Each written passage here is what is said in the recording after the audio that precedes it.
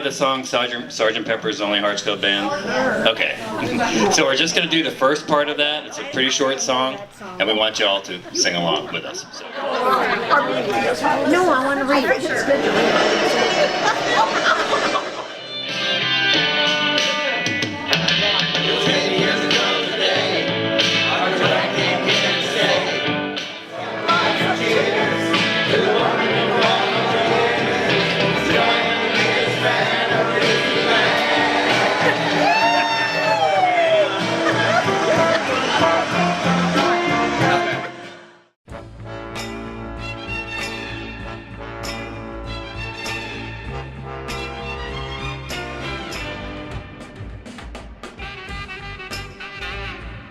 Hello, I'm Joanne and I am here celebrating my 80th birthday today.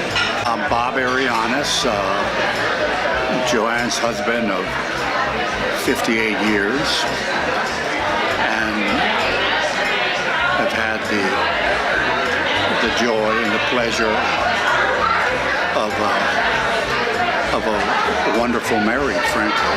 I have a wonderful family, both, especially my husband of 58 years, Bob Arianis. There were times where one kind of led the way, the other went willingly and happily. So in overall terms, it's been a very satisfying relationship. Bob opened horizons to me, and we have traveled. We've traveled with the children, without the children. I've been to Guatemala. I've been to Scotland, Ireland, London. The Harry Potter movie studio, a highlight, along with Westminster Abbey. But I'd put that at the top because I love Harry Potter.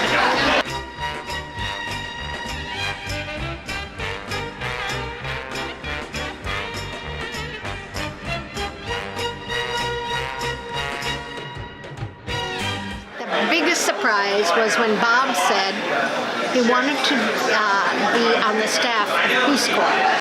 When we were Peace Corps Peru, very challenging circumstances. We were assigned to northern Peru in this little town called Chimbote. It had the nickname of the armpit of the world. Fish meal plants there, so it smelled. A lot of homeless who came from the Sierra to work in the fish meal plant, so they put up their straw huts all along the beach. It was pretty ugly. And we would have incidents such as one period there. The sewage overflowed into our water source. So when the water goes off for 3 days and the sewage backs up, well, you know you'll get through it. She recognized that the sewage had gone into our water source, took steps immediately, turned off the pump, got quickly to the manager and addressed the cleanup. I learned that to appreciate other cultures. People said, weren't you afraid to live there? Oh, no, the people were nice. And then I also learned that I learned to appreciate my own country too.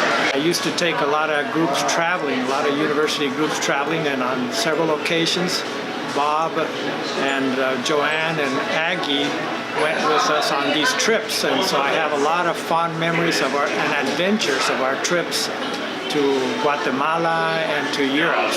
And of course, we were always bombarded by mosquitoes that would just attack us. And despite all that, Joanne and Aggie and Bob were always troopers. I really think they made the trip because they were always laughing and having fun and towards the back of the bus. I love Berlin. I love Spain. I'm sure I'm forgetting some wonderful place I've been to, and when this interview is over, I'll say, oh, I forgot to mention X country. I didn't even know I had that dream, to tell you the truth, till I met Bob. You always said I was your favorite kid, so a lot of love and happiness to our travel groups. Thank you. Just start to sing as you tackle the thing that cannot be done, and you'll do it. The quote that always comes to mind, she always says it takes a village. And basically mean that, raising kids, it's just not the mother and the father who have an impact on their lives. It's everybody around them. Bob and I said the best thing we could do for our grandchildren was to provide them with an education.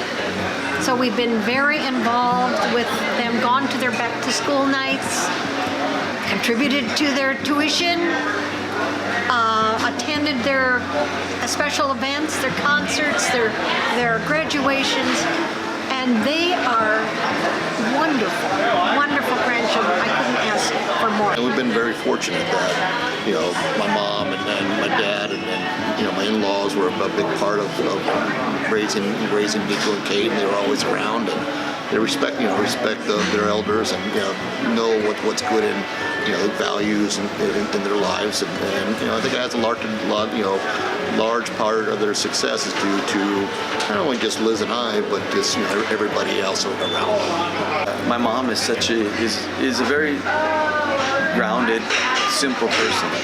She was always about just getting it done, and that was working full time and grading papers at night and redoing her lesson plans every single year for her entire career, and having hot breakfast in the oven for us in the morning when we woke up, and a home cooked meal at night. And I really don't know how she did it all, but she did. So, and did it so selflessly and never really asked for help or for recognition. My mother always worked. She fit in her raising her kids around her job, and it was really clear to us growing up that her job came first. My children would probably tell you that I love teaching more than I love them sometimes. When I think about the thing about what's good for the mother is good for the child, that's really about make decisions that are good for yourself, and if they're good for yourself, they'll be good for other people. And I'm thinking, that's so hard for women to do, and yet from day one, that was kind of one of her mantras. That same selflessness I talked about is just given her peace and healing in so many areas of her life, which I'm really happy for.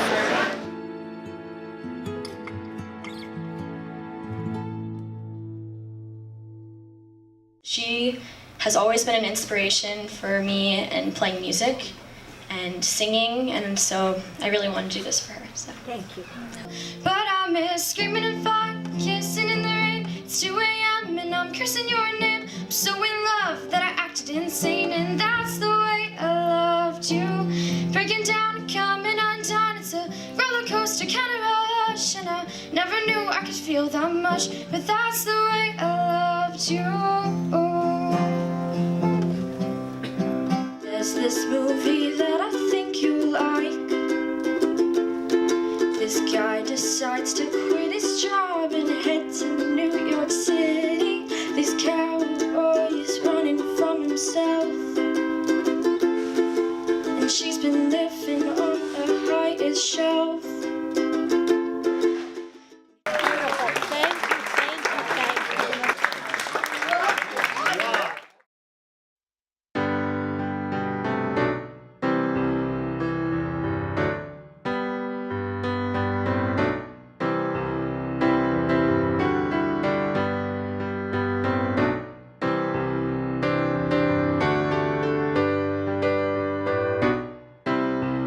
As long as I can remember, going back to first grade, I dreamed about being a teacher.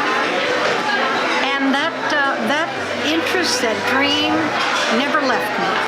At 10 years old, she knew what she wanted to do with her life. She wanted to be a teacher. So she devoted her life to becoming a teacher. My name is Diane Heil. I was a student of Joanne's back in 1978 or 9, I think it was. My name is Jenny Logan, and I'm met Joanne 30 years ago. I was her student teacher in January of 1988. That's when I met her. Joanne took such a personal interest in all her students. She didn't hesitate to put us in our place if we needed it. Joanne is probably the perfect example of teaching professionalism with that dose of warmth that's so needed. 20 years later, I got letters from my students. They were celebrating their high school reunion, and they sent me letters. I taught them in 4th, 5th, and 6th grade. I saved them all. I still have them. They can put them in my coffin with me. She has a passion for teaching. You know, she's totally devoted to her vocation. And even though she's retired, she continues to devote herself to her vocation. I'm Judy Miranda, and Joanne and I have been friends for a number of years through the Sacramento Area Reading Association. And we keep trading offices in order to keep the organization alive and going well. And so I don't know how many years it's been, but a long time. But we didn't say Sacramento Area Reading Association. Sacramento Area Reading Association. Later, I lodged in Scott's Works, Volume 50. While I passed my youth in an Agatha Christie. Where was I?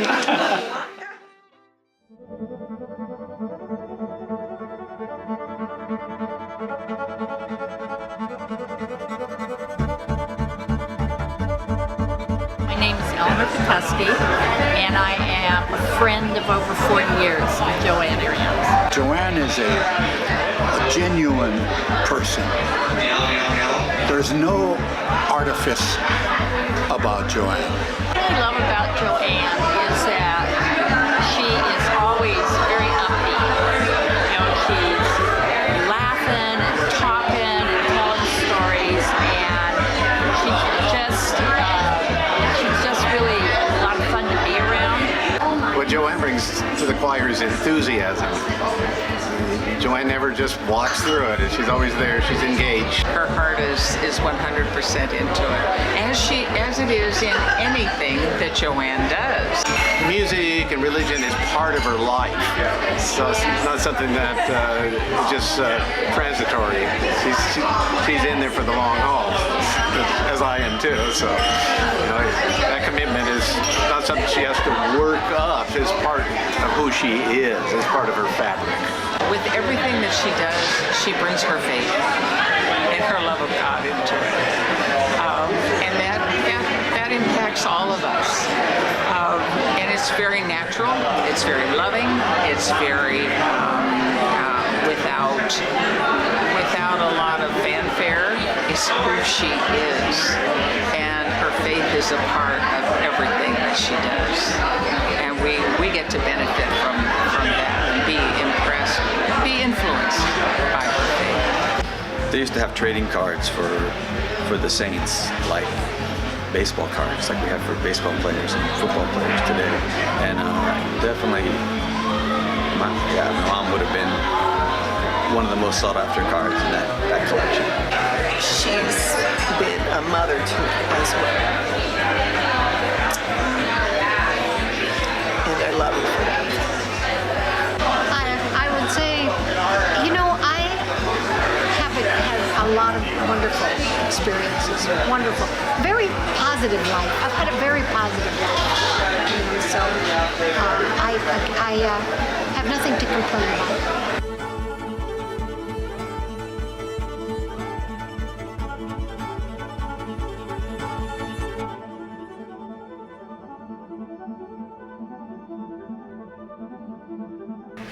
You're multiplied, expanded, freed. You're you and also what you read. So God bless you all and have an unforgettable afternoon.